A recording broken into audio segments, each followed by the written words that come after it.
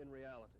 This was something different. I have a pond there in the event that I have an oil spill, and they had rained some 52 inches and about 3 hazardous waste from Hayes International to my facility in Wood Gulch, Alabama. And I pled guilty to releasing runoff rainwater that contained some oils from my facility that eventually got into a water tributary in the state of Alabama, which was Wood Gulch.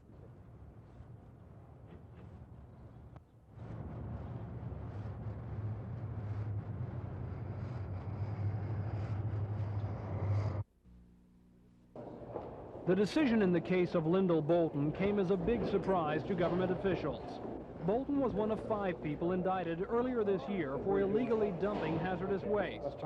The indictments charge Bolton and others with taking drums of waste from Hayes Corporation in Birmingham and illegally disposing of them at numerous sites in Alabama and Georgia.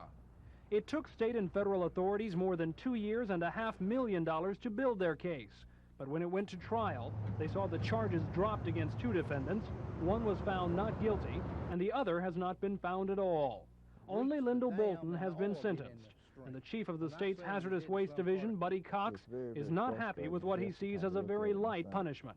There was no way that this case should have been lost. There's no way that those people should have walked. It makes us all wonder a little bit as to why we should continue to do this kind of thing, and why should we continue to go out in the middle of the night and remove these drums and try to clear up some of these hazards when the people that put it there aren't going to be brought to task for it. This is the first time anyone in Alabama has been sentenced under new laws governing hazardous waste, and Cox fears this case may tell unscrupulous individuals it's cheaper to dump waste illegally than it is to obey the law. Tom Foreman, WSFA TV News.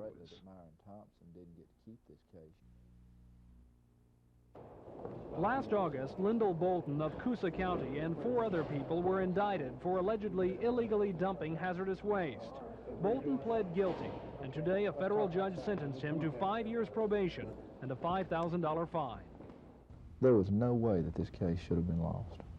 That worries the head of the state Hazardous Waste Division, Buddy Cox. He says the sentence was too light for the gravity of the crime. The thinking that may be imparted to industry based on this trial is one that, you know, maybe we can go out and do some things that aren't kosher, that aren't in the best interest of the general public, and then get off with possibly a very light fine and come out and themselves financially better.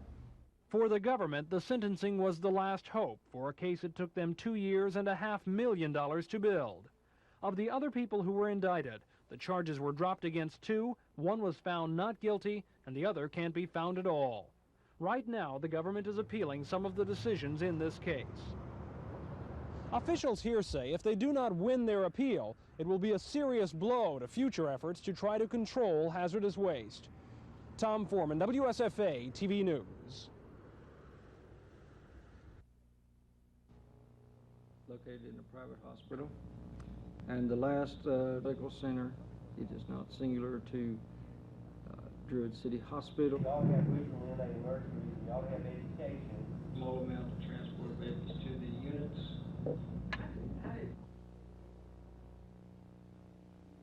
Money should not be the issue in this business. We're talking about human beings. We're talking about kids that are normal, born too early, who need a heck of a lot of help to get where they want to go, and we should not be talking about the dollar signs.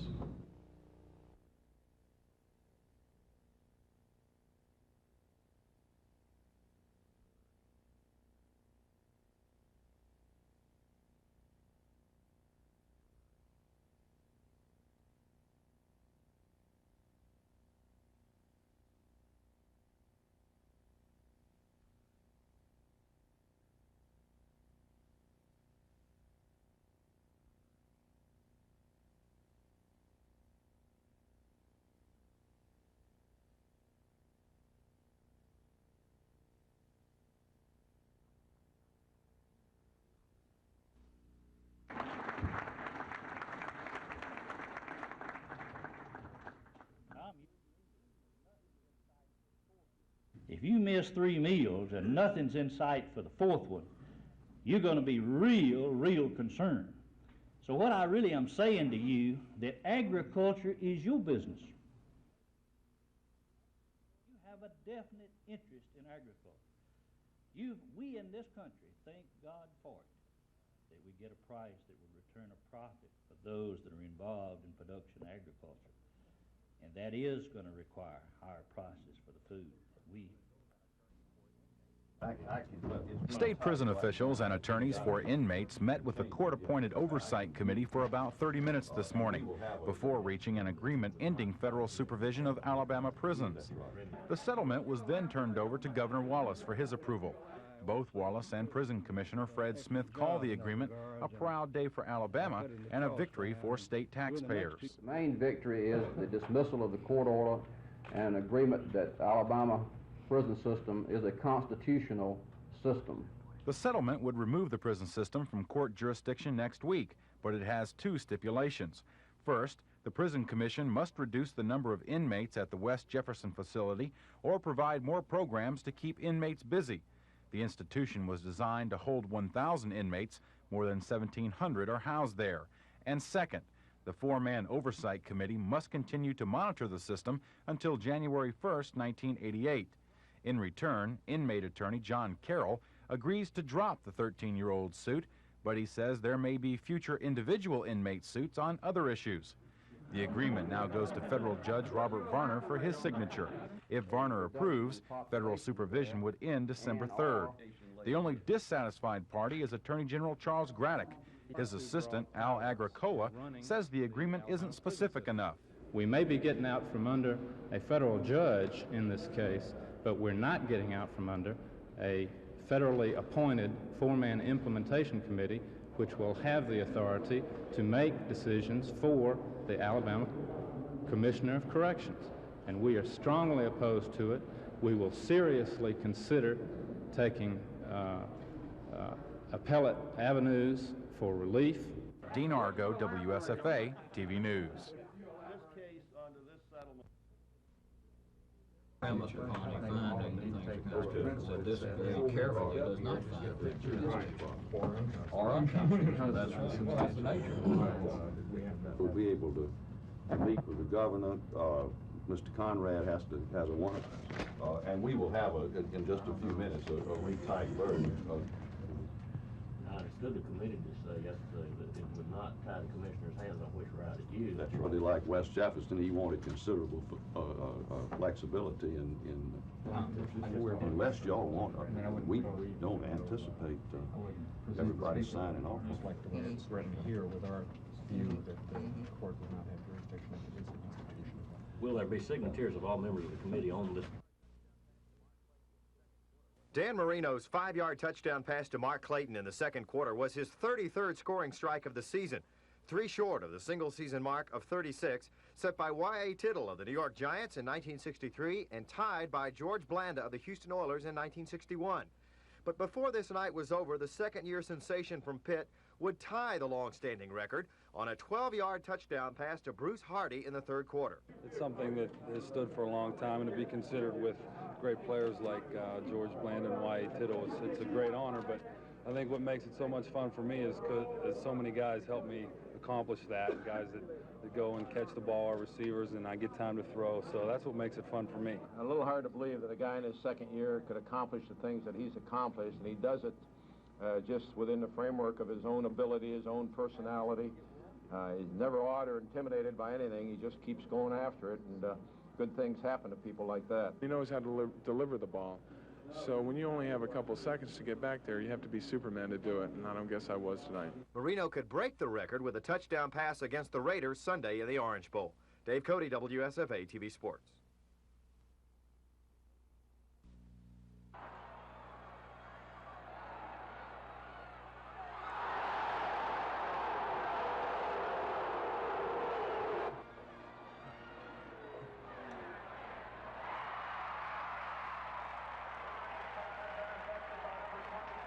Are you pointing out to these guys that they owe you one more trip to the Sugar Bowl? Yes, I told them, I said, won't y'all take a crippled guy back down to the Sugar Bowl and let me watch, because, that means a lot to Auburn to go to a postseason game like the Sugar Bowl and go and perform well. And it'll be a salvage of some of the goals this year. Yes, yes, it will. Because even though we lost a few games, and I think this would be like the icing on the cake of our season. How you doing?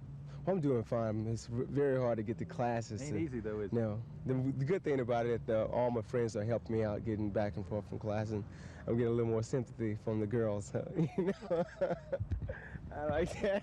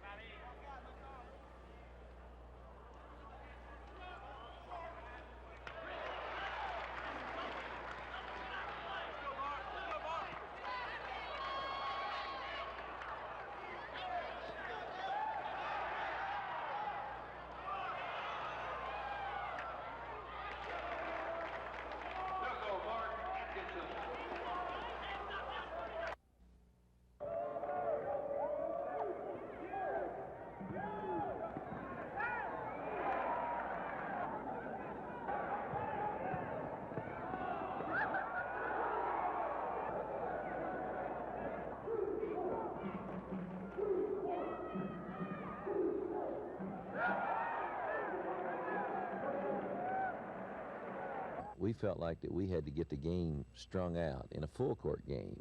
And in getting it the way we did and pressing them and being successful with it, everything went perfect for us.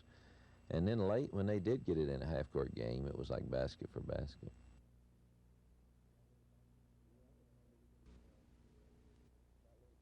The way I'm going to handle it is not let it bother me, because I know Alabama's going to be good regardless of their record. And I'm just going to come to the game with that attitude. Since I've been here, been playing Alabama, it's always been a hard physical football game. We know that, and we're ready for that.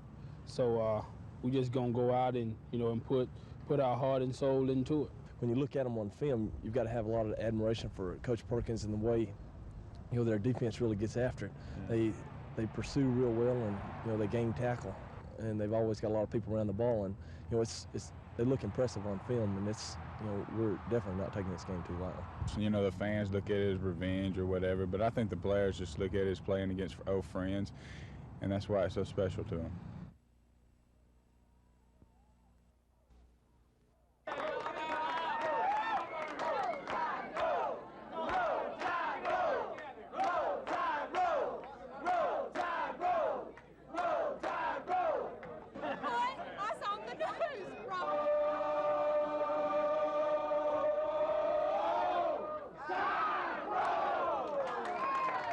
I think Caruth is a great left halfback. I think Moore is good, and Shula is developing a tremendous quarterback. And if they don't make any mistakes, and I got a good gut feeling they're not going to make any, so I'm looking to a real good victory Saturday. We're going to knock them out of the Sugar Bowl. You wait and see. Auburn is not going to the Sugar Bowl. They are not sweet enough to go 2 years in a row.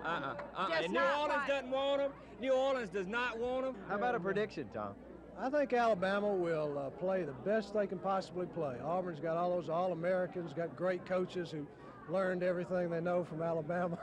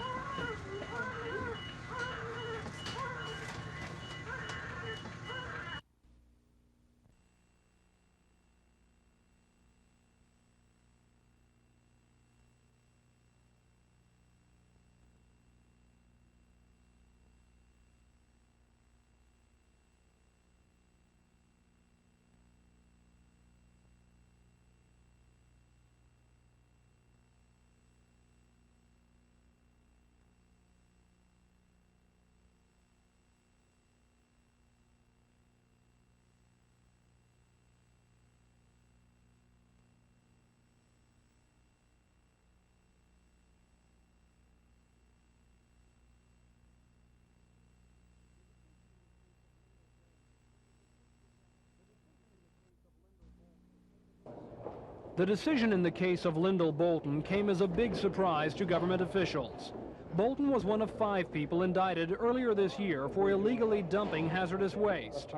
The indictments charge Bolton and others with taking drums of waste from Hayes Corporation in Birmingham and illegally disposing of them at numerous sites in Alabama and Georgia. It took state and federal authorities more than 2 years and $500,000 million to build their case. But when it went to trial, they saw the charges dropped against 2 defendants. One was found not guilty, and the other has not been found at all. Only Lyndall Bolton has been sentenced, and the chief of the state's Hazardous Waste Division, Buddy Cox, is not happy with what he sees as a very light punishment. There was no way that this case should have been lost. There's no way that those people should have walked. It makes us all wonder a little bit as to why we should continue to do this kind of thing, and why should we continue to go out in the middle of the night and remove these drums and try to clear up some of these hazards when the people that put it there aren't going to be brought to task for it. This is the first time anyone in Alabama has been sentenced under new laws governing hazardous waste, and Cox fears this case may tell unscrupulous individuals it's cheaper to dump waste illegally than it is to obey the law. Tom Foreman, WSFA TV News. In the hands of our state, they have nobody to look to but us. And we are greatly concerned. And we are not really talking about Alabama Baptists as such. We're not talking about various races as such. We are talking about people. -8. Won't you be a part of this great movement? Can you really sit at your table? When Boykin School closed its doors more than a year ago, Auburn city officials like Mayor Jan Dempsey were determined the building would not be abandoned. They always become great eyesores for the immediate community, but beyond that, what a waste of a resource. Well, the city leaders got their wish. And today they invited the rest of the city in to look at their brand new community center. The community center is unique. Not only was it opened with a minimum amount of refurbishing and expense, but it's home for all sorts of special programs for the public. Everything from a thrift shop to a help center for battered wives. We like to call it an intergenerational building. We have infants in child care to senior citizens in their aging program. And those who work here say having all these different programs together is best for everyone. I think that it maintains a balance, like I said, because you have all kinds of people here. And in the long run, Auburn may have saved a lot of money. City officials say they've been needing a center like this for some time. Now, through a little ingenuity, they've got one perhaps better than they ever could have hoped for. Tom Foreman, WSFA TV News in Auburn. The feeling of being forgotten is common among patients at mental health facilities, and oftentimes the holiday season only accentuates those feelings. A former psychologist at Bryce Hospital, Donna Tauber, says a patient's separation from his family during the holidays can increase his depression and withdrawal. You're there with a lot of times strangers, even though you may have been in the facility for several months, you still feel like you're with people that you're not familiar with, that you don't know. And a lot of the patients don't have contact with their families. The families don't write them and they don't come and visit, so you do feel cut off from your friends and your family and your community, and you do feel lost and you feel forgotten. Dr. Marion Schinbaum is a psychologist with the Department of Corrections. She says holiday depression affects prisoners the same way it affects mental patients. Well, depression is pretty epidemic to the prison population regardless, no matter what time of the year. And it just tends to increase somewhat during the holidays, particularly for those that are not getting visits or getting packages from their families. Dr. Schinbaum says depression, while common among all prisoners, is especially widespread among female inmates who may have more traditional feelings about Christmas than men. But there are some organizations in Montgomery that are trying to help out. Prison Fellowship, with its Angel Tree, is collecting toys and gifts to give to the children of prison inmates. And Operation Santa Claus is collecting gifts for mental patients. Ms. Tauber says these efforts and gifts really do help out. By getting a gift, it shows them that somebody is thinking about them, that somebody cares, and it does make it more Christmas-like if they can have something to open. Terry Stanton, WSFA TV News.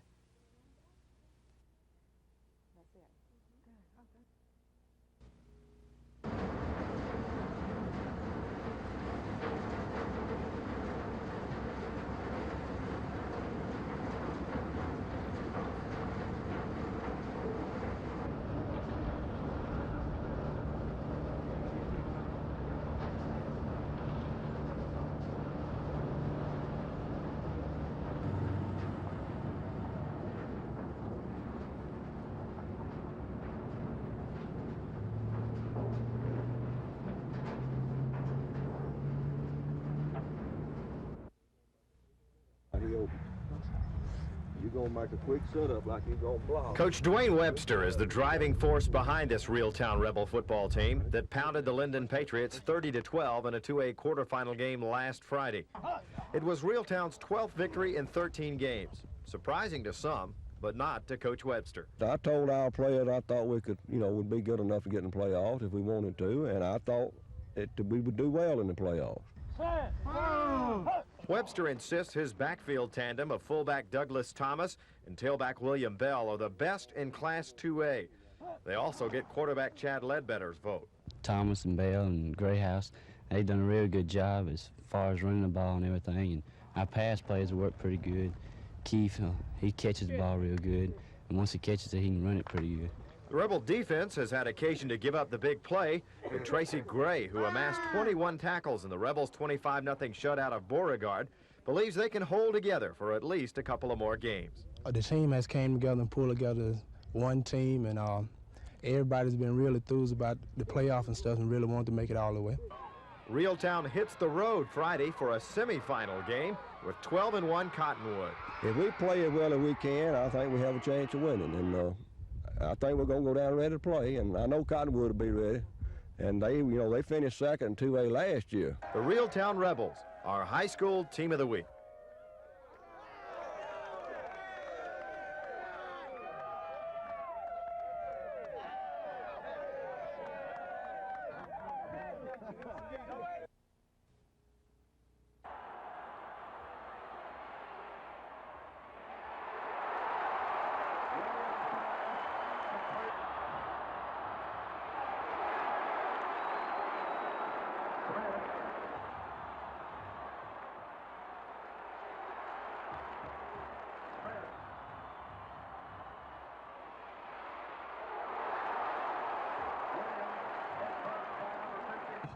Well, that's just something that I'm going to have to wait and see how this year goes and see what options I have after the season. Certainly, if I'm given the opportunity, I would like to take advantage of it, but, it's something that I really don't have any control over.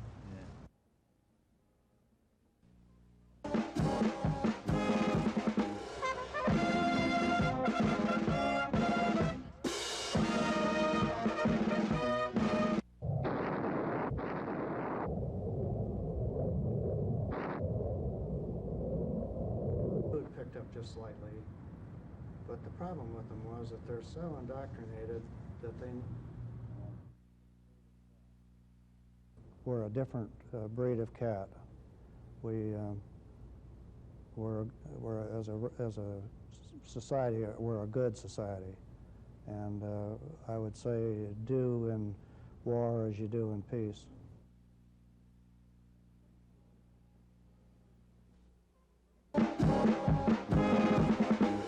Future generations, when they come to view this early jet fighter, will find the name of Colonel George Bud Day on the cockpit. He was flying a jet just like this one when he was shot down over North Vietnam in 1967. He spent the next 5 years in what he called barbaric conditions. They starve you, they deny you medical treatment, they brainwash you, they freeze you in the winter, and make sure you're as hot as possible in the summer. Colonel Day, who's the most decorated officer since General MacArthur, says many times he thought his captors would kill him. And he says death would have been preferred to the types of torture he went through. Colonel Day was able to escape from the POW camp in North Vietnam and made it to South Vietnam before he was recaptured by a Viet Cong patrol. He was awarded the Medal of Honor for his escape and the resistance he put up as a POW. Colonel Day says the low point in his captivity was when President Johnson stopped the bombing of the North, and the high point is when President Nixon started bombing Hanoi.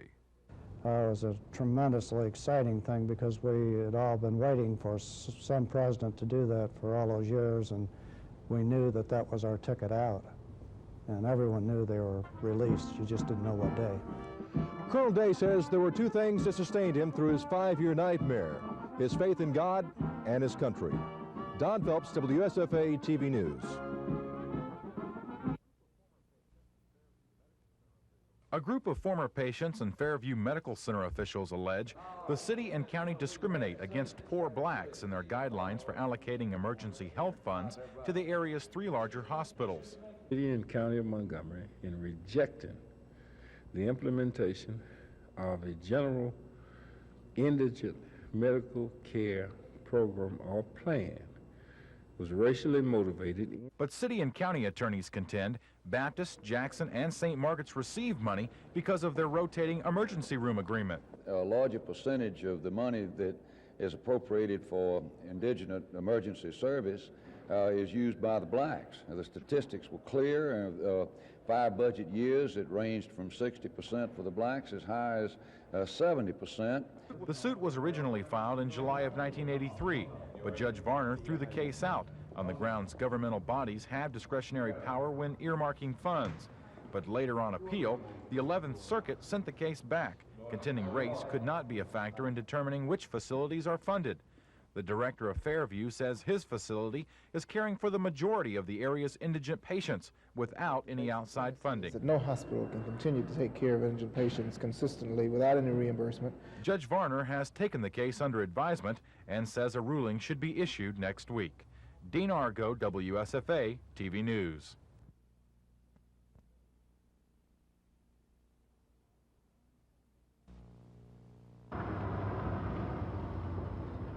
At precisely 9:10 this morning, the usual quiet of the town of Ashford was disrupted by this sound. That siren signals the third stage of a day-long drill at the nearby Farley nuclear plant. The drill is part of a test required of Farley by the Nuclear Regulatory Commission. Outgoing Civil Defense Director Jim Aldridge calls a drill an insurance plan. We have had great response from our emergency service agencies. They've all seemed like they've known what they should do and responded very well. The time events have been realistic. The drill is realistic down to a T. A command post is set up at the Houston County Courthouse where local, state, and federal agencies work together to make sure all aspects of the emergency plan are running smoothly.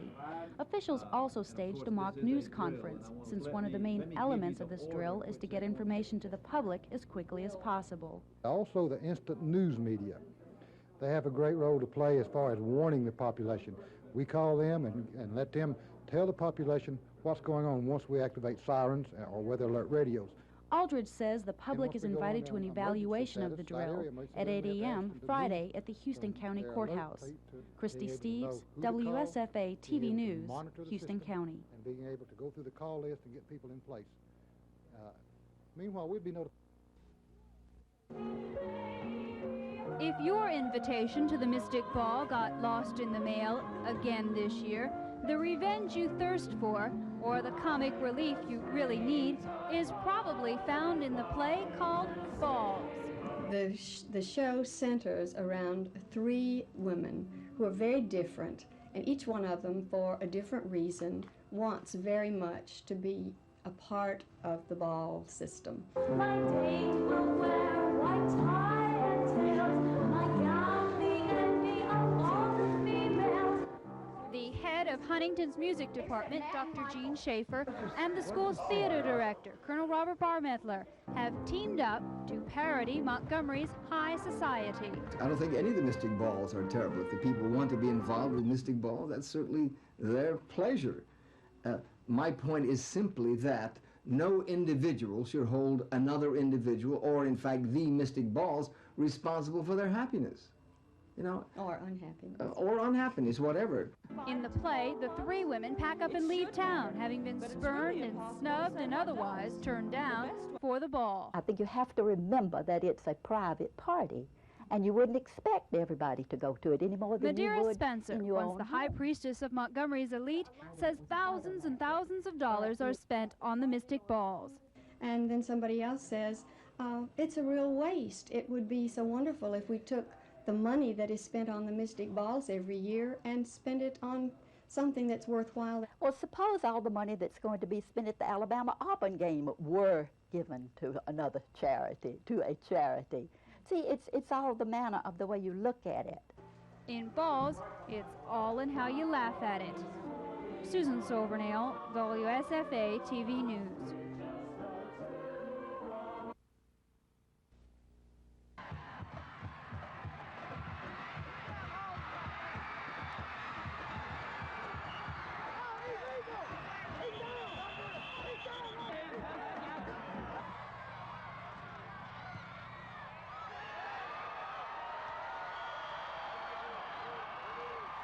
We get in field goal range, you know, we've got to capitalize on that.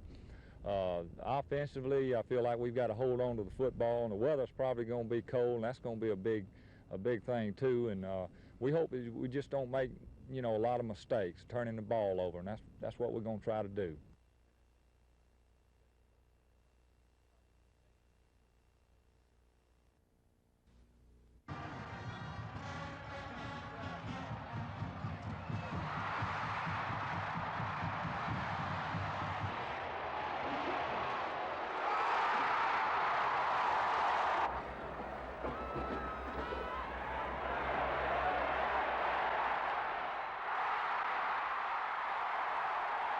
They lull the secondary to sleep, so to speak, for some teams, and they get up and they'll throw the big pass, and they got the receivers, with the good speed and the quarterbacks to get them the ball. That's the big difference in their football team overall, I think, over last year. They can throw the football. Last year they couldn't throw the football.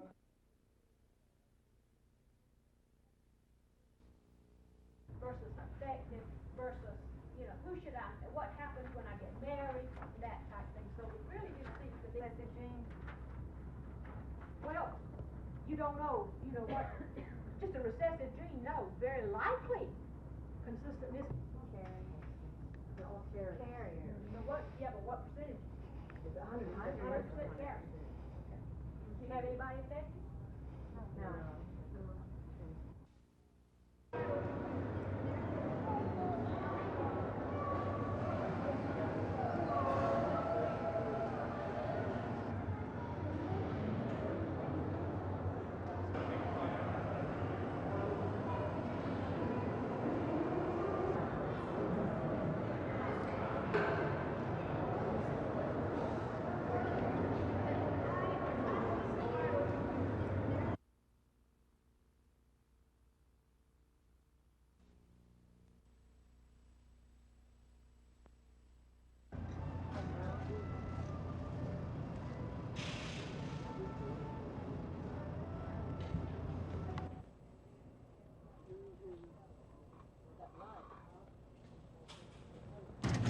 Wall hanging, paper hangers in my kitchen, so I don't want to bring in all this other stuff.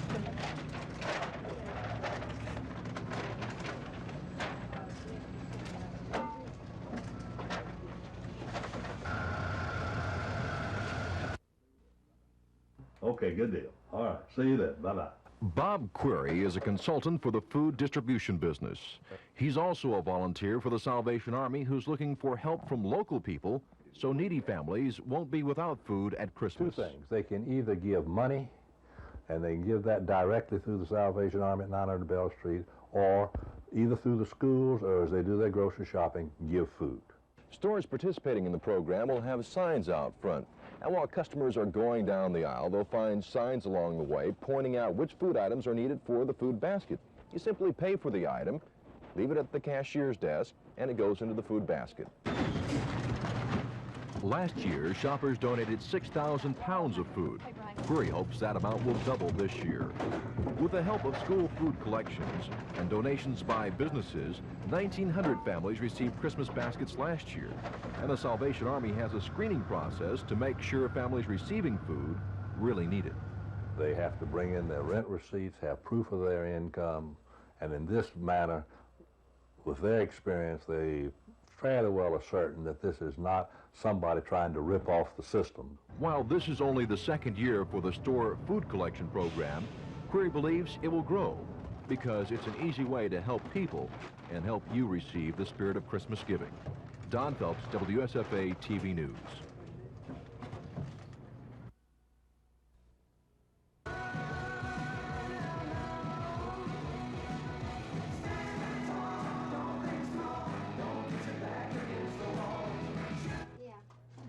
There's a fresh pot. This thing ever stopped. I'll follow you. First come, first served. People in town don't need to eat. Collard greens in Chicago. We had that at the IHOP, didn't we? For breakfast. What was it? Here's some more lemon.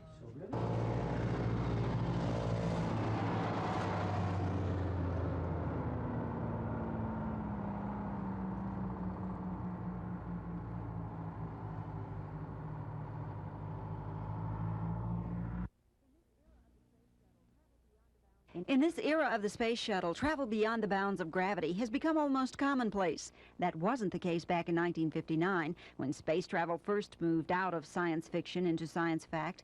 There are many pioneers associated with space flight, and one whose name has an indelible place in the history books is Miss Baker. 14 ounces of feistiness, the first U.S. animal to successfully return from space.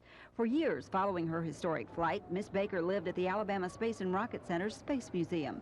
Here, she outlived 3 mates and charmed thousands of visitors. Miss Baker became ill on Sunday. She was taken to a regular veterinarian in Huntsville who diagnosed a kidney infection. Then on Tuesday, her handler brought her here to Auburn University's Small Animal Clinic. At 10:10 this morning, Miss Baker died rather acutely from complications of renal failure. Miss Baker's body is being returned to the Alabama Space and Rocket Center, where she'll be laid to rest in a manner befitting not a mere geriatric squirrel monkey, but a historical figure who had the right stuff. Lynn Sampson, WSFA TV News, Auburn.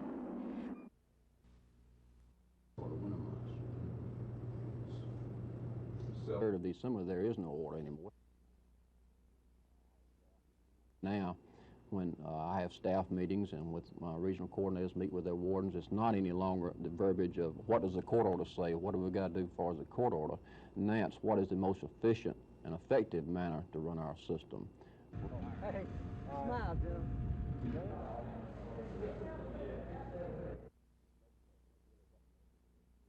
You know, the legislature really helped us with this, and wasn't just a leverage of a court order. The reason they helped us is because we turned it around and started showing the legislature how we was really, if they would give us this amount of money, how much money we would save. And all of our budget requests and all the meetings I have with the legislature is always couched in the form that look how much money we're saving.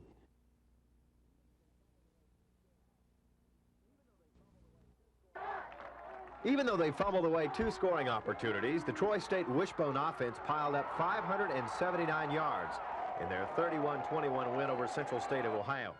Trojan coach Chan Gailey says they'll need another productive day offensively to beat Towson State without the turnover. We can't turn the ball over. You take last week's game early, we had 2 critical turnovers that scared me to death almost, but it turned out okay, as we were talking earlier. But we can't turn the ball over. They got 11 guys that are not great players, but they're adequate and they play good technique and they just get after you and they whip you. Another key for the Trojans is how well they can control the Towson State passing attack. Tiger quarterback Kurt Beathard has thrown for 17 touchdowns while completing 54% of his passes. He's also averaging right at 200 yards a game. What he'll try to do is get us to bite up on the running backs. They run the running back shallow routes and get us to bite up on them, hitting the wide receivers back behind us. He's a real good quarterback. He's got a lot of confidence in himself, and he throws the ball real well. We've got a lot of confidence in our secondary, Dave. I think all statistics are a little bit misleading, good and bad, and we've given up a lot of yardage, but we've been in a lot of situations where people have had to throw the ball, a good bit against us. A win over Towson State Saturday would put the Trojans in the NCAA Division II championship game in McAllen, Texas. They would face the winner of the Nebraska-Omaha North Dakota State game. In Troy, Dave Cody, WSFA TV Sports.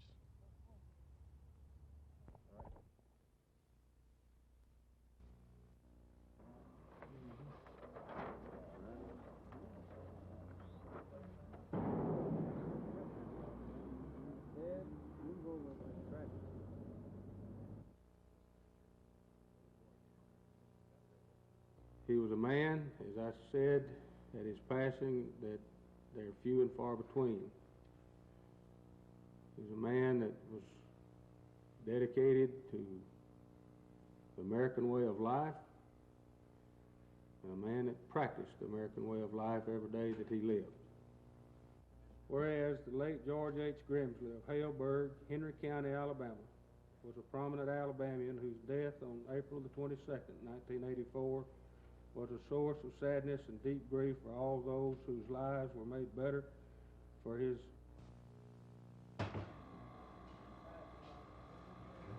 He didn't even smile.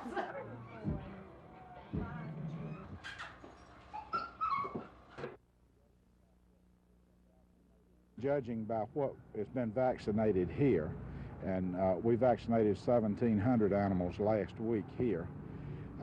If this is, it's been a trend throughout, that we've probably vaccinated about 50% of those that had not been vaccinated.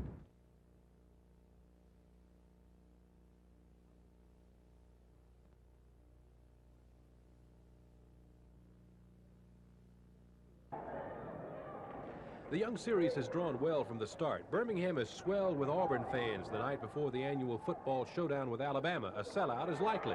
UAB won last year 69-62 in overtime on a night when Charles Barkley was ailing with a back injury and played just 27 minutes.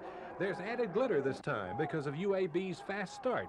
The Blazers surprised all by winning the Alaskan shootout last weekend and knocking over second-ranked Illinois in the process. Because of that, UAB is ranked 13th in this week's AP poll. The way they don't foul you very much, and they play real good zone defense. I think we're going to have to get a good shot each time down. And I think we're just going to have to play our game and see if there's any way possible of stopping Mincy and Steve Mitchell, both playing great right now. Auburn's a young team. They play 4 freshmen and 3 sophomores a lot. But Sonny Smith says they're coming. They haven't been in front of 16,000, what they're going to have to face Friday, and I think we'll get more of an idea at that time. And but I do believe this group's going to be able to play.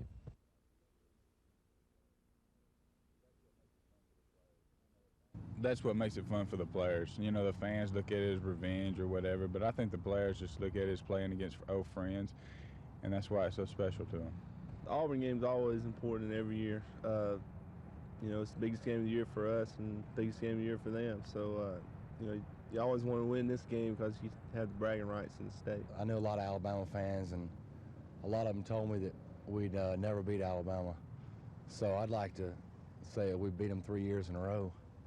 Turn the table, so to speak, because they beat us in the last, 2 out of the last 3 years that we played them, and we really felt like that we were in all those ball games, and we're gonna, we've been working real hard and gonna come out and really just, go out and go for it and just play the best possible football game that we can possibly play and give ourselves, the chance to go out there and win a football game. Publishing company for establishing this award, to the Alabama Bar Association. The 24th spent as a United States district you pay by being here tonight.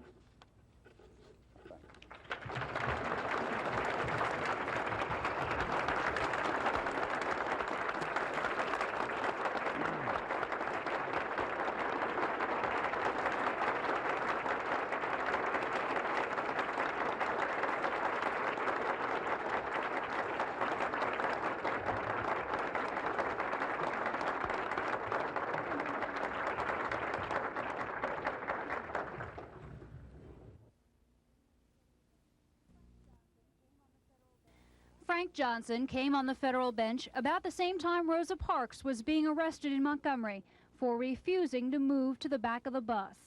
Barely 6 months into his judicial career, Judge Johnson ruled to desegregate the city bus lines. So he started and stayed on the cutting edge of civil rights litigation as he ruled to desegregate airports, libraries, parks, and schools, and to protect voting rights. For all of this, plus his moves to clean up Alabama prisons and mental hospitals, a federal judge has said Judge Johnson suffered bitter criticism and social contempt unlike other federal judges. And yet, Judge Johnson is a hero to a generation of lawyers. One attorney has written that when she was a young black girl growing up in the South in the early 60s, she looked to Judge Johnson as a role model. To her, Judge Johnson demonstrated that the Constitution did indeed include women, minorities, the poor, and handicapped within its protection. Susan Silvernail, WSFA TV News.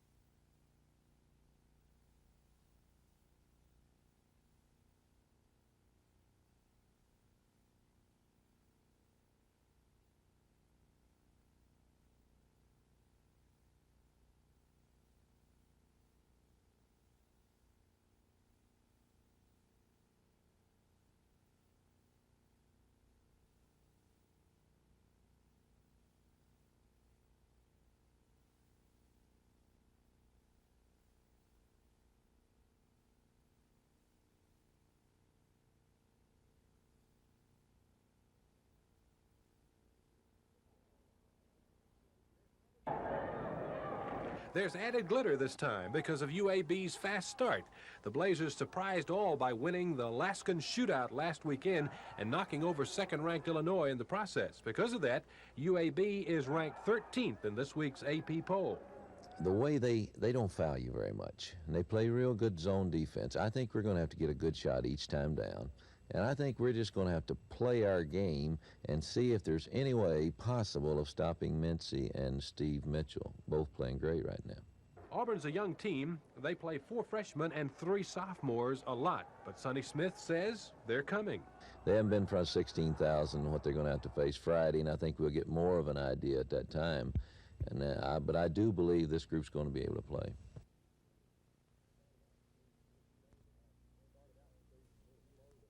Started out the season a little slow. They lost the first 2 ball games of the year, and they've won 9 straight. And I feel like they've just found some combinations. Their quarterback has improved, and he's definitely a college prospect. Mike Birch, he's at least 6'3", weighs 190 pounds. He can run the football as well as throw it, and they just have a well-balanced football team, and they're fundamentally sound, and they don't get out of position. They seem to adjust well, and they're capable of beating anybody.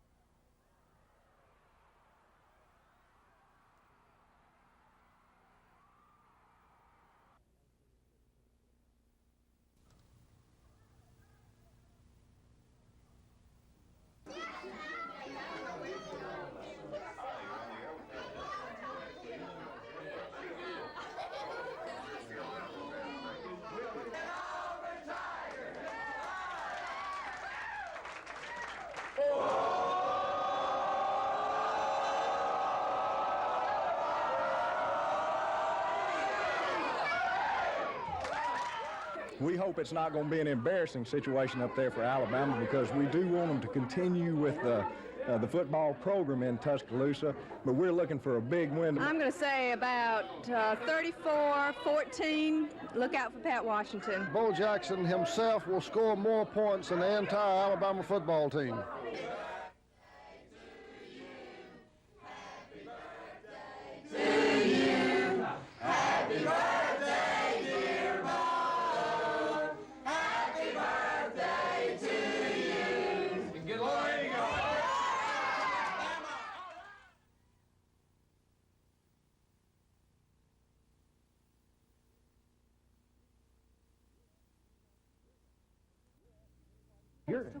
You're asking me why you did something. I have no idea, Miss Fine. I didn't, Mr. Cooper. Sponsored by them, honoring a state trooper. Not a thing in the world that was applied in this current advisory opinion. It was an easy one to write. All we did was turn back to advice. My husband was in the room when I read the list to you, all but the stallion tickets, because I told you I wasn't sure about this. You are hoping, as I am hoping, that each of you will find the wisdom and the insight to reconsider, albeit after the fact. An immediate and unequivocal reverse problem existed. There was no reason for us to proceed with awarding any questionable gifts. The facts are Mr. Cooper's permission to proceed was given better than 24 hours before.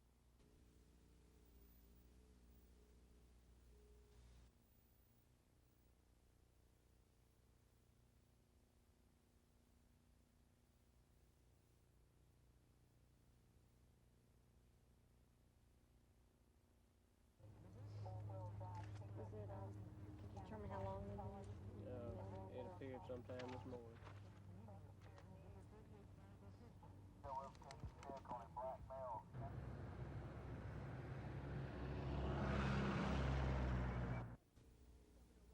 We're going to have to give a 9. Governor Wallace says he plans to ask the legislature to lock the $347 million oil lease windfall money into a permanent trust fund.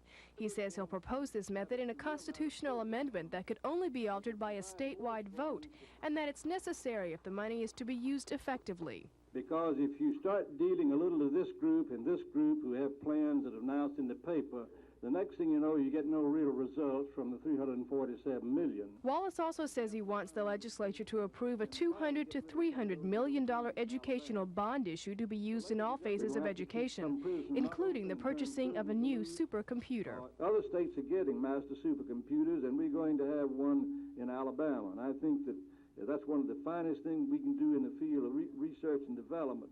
And the governor suppressed all accounts of his being seriously ill. Blood pressure this morning, I took it myself, and I had somebody to take it to the house, 120/80. That's the same as President Reagan. Terry Stanton, WSFA TV News. I'm a spring chicken, you know, looking. Observations, and then we just throw it open for questions. If you want to talk about the election, or you want to talk about what in Korea, their Armed Services Committee, we met with them. As we were told, we visited on the surface, at least, it's appealing, and unless somebody's able to convince me there's something wrong with it, that's one concept of attacking the problem, and I believe I could support. Nobody gets anything less than they got this year. Everybody gets the same. You just don't get an increase, don't get a raise. And I really don't see anything wrong with that. And it's supposed to reduce the deficit by about $50 billion. This is no ordinary Christmas tree. It's called the angel tree. Instead of ornaments, the angel tree is decorated with Christmas wishes of children whose parents are prison inmates. Shoppers can pick a child and make his or her Christmas wishes come true. Dolores Watkins is serving a 15-year prison term. Her 4 young children are all angel tree recipients. The first year that I was here, it was, I felt like I had abandoned my children for the wrong that I had done in my life. What has changed things? Now that I've received Jesus, that's a change in my life. Prison Fellowship is the interdenominational ministry that sponsors the Angel Tree. Today, Chuck Colson, former counsel to President Nixon, who did time for his role in Watergate, spoke to Tutwiler inmates as a representative of Prison Fellowship. Colson says the Angel Tree is an especially significant project, and he has this to say to the skeptics. They can't get a blessing out of realizing that a child who wouldn't otherwise get a gift is going to get one. That's a problem they get. Lynn Sampson, WSFA TV News.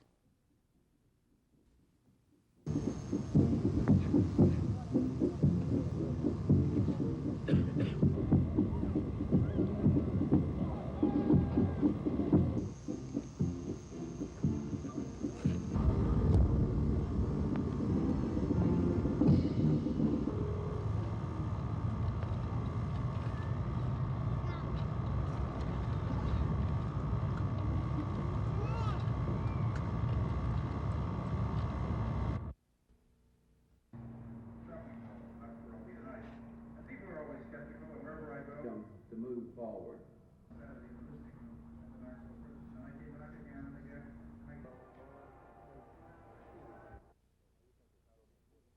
We think it's not only important because the children need it, but it's also an important witness of our Christian faith to the inmates that we care enough at Christmas that we don't just sit at home and stuff ourselves with turkey and celebrate a holiday, but that we serve our Christ whose birth we celebrate on that day.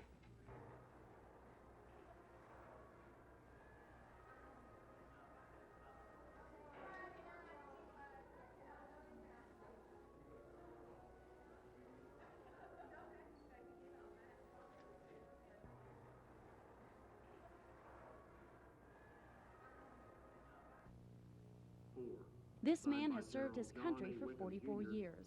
Chief Novosel is the last remaining World War II aviator on active flying duty in the United States.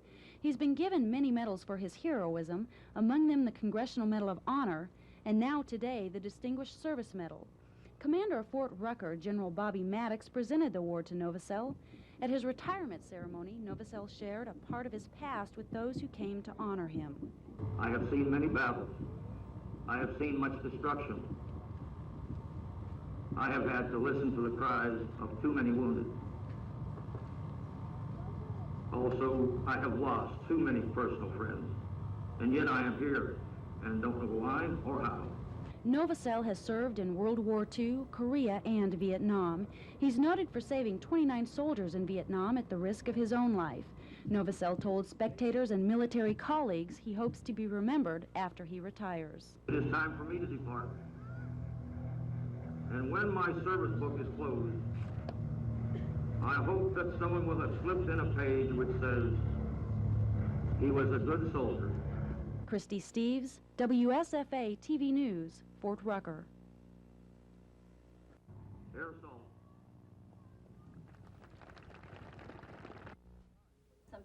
you said. At times, they argued with each other. Calling me a liar, and I do not appreciate it. Dee Fine, Secretary of Mothers Against Drunk Drivers, I did not know it.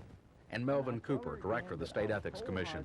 The heated debate centered on whether Cooper had okayed a list of gifts later given as an award to Trooper R.C. Bell, gifts he eventually had to give back when the Ethics Commission ruled it would be a violation of the law. A ruling Ms. Fine says is inconsistent with the approval of the so-called housewarming gifts given to Birmingham Police Chief Arthur Deutsch. And don't be so big for your britches that you can't admit to having made a mistake. Why not just admit that you blew this one? It took an hour of slowly pulling the pieces together to figure out that Mrs. Fine's efforts to clear the gifts was through the Trooper Division, and that they never contacted the Ethics Commission until it was too late. You were assuming that two state groups were talking to each other. Exactly. Despite the bad communications then, the commission held its ground, maintaining a state trooper can't be given gifts for a job the state is paying him to do. Chris Grimshaw, WSFA TV News.